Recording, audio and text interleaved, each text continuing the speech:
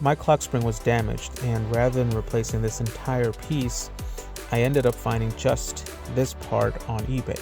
You just have to make sure that you have the proper pins so that all your steering wheel functions will work.